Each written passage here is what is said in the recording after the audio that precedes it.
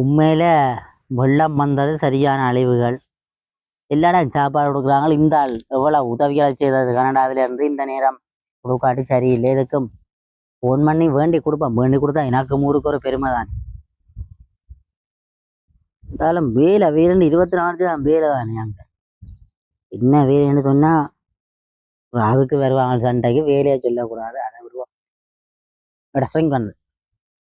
Hello அண்ணா, சொல்றா.